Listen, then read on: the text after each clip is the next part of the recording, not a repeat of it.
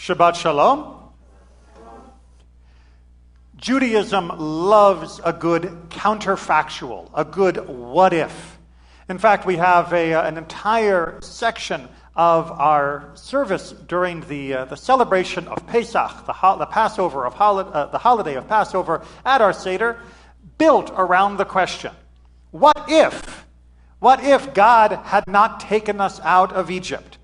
And the answer, of course, is we would still be slaves. Right? We would still be slaves, says the Haggadah.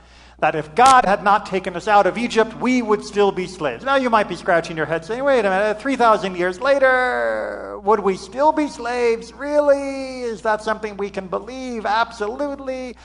Well, I'm not going to argue about the history of the introduction of liberation of people, which really does begin at this point. We'll set that aside for a moment, but you can at least understand metaphorically that had there not been an event like the Exodus to shatter the myth that power and might and wealth and arrogance, all of which are represented in Egypt, that these are not the pinnacle of life, then whether we would exist or not as slaves or not to a literal master, we would continue to be servants to that spiritual master driving us through life. But it is not only for the themes of our morality and of our narrative that we have counterfactuals. It is even more common within our halachic discussions, within the discussions of Jewish law.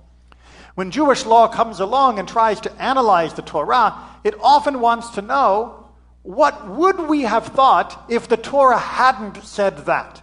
Rather than thinking, what should we think because it said it, it tries to find the alternative and then point out that the Torah rules it out. Right? I know this is a little bit like the old saying of scratching your left hand with your right ear, but sometimes your left hand is busy and you need to use the right hand. Sometimes this is the only way to make sense of what is going on around you. For example, how do we know that we don't work on Shabbat? Well, it says don't work on Shabbat, but that's not a full totality of an explanation. What counts as work? What counts as Shabbat? What counts as all of these things? If it had only told me not to work on Shabbat, I might have thought that there were some things that were more important than Shabbat. Most famously, of course, the building of the tabernacle. Yet, because immediately after giving us the instructions to build the tabernacle, the Torah tells us not to work on Shabbat, we can then deduce that even for something as sacred as the tabernacle, we do not violate Shabbat, but allow Shabbat to be work-free.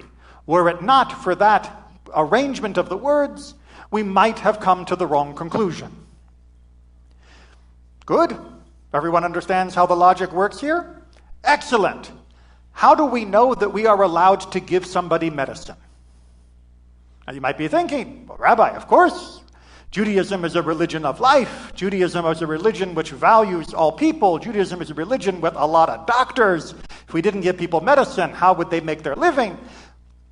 But within the confines of the Torah itself, how do we know? Does it not say repeatedly that God is the one who heals?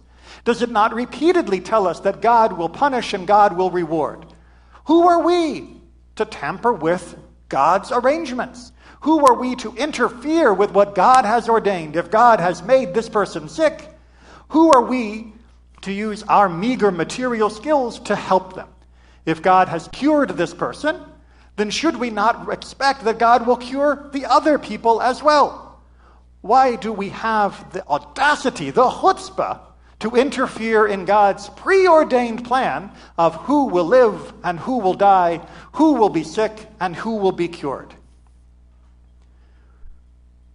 Well, if the Torah indeed only mentioned that God heals, and only mentioned that God rewards, and only mentioned that God punishes, our rabbis argue you might come to that conclusion. Unfortunately, many people who read the Torah in an incomplete mode, mostly non-Jews, do indeed come to that conclusion, and sadly there are many people who suffer needlessly, thinking that they are showing their great faith by not allowing themselves to use science and medicine to improve the health of others.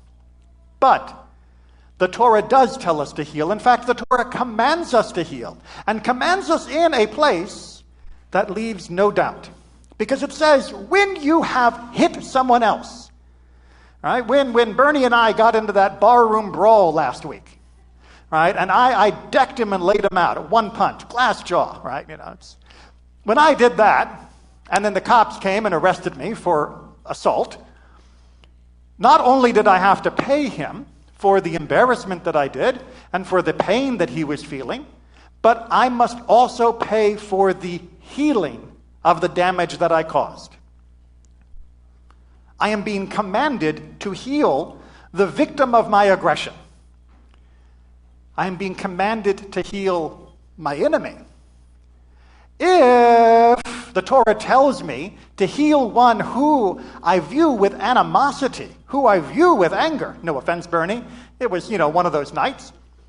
All the more so, somebody who is my loved one, would I not heal them?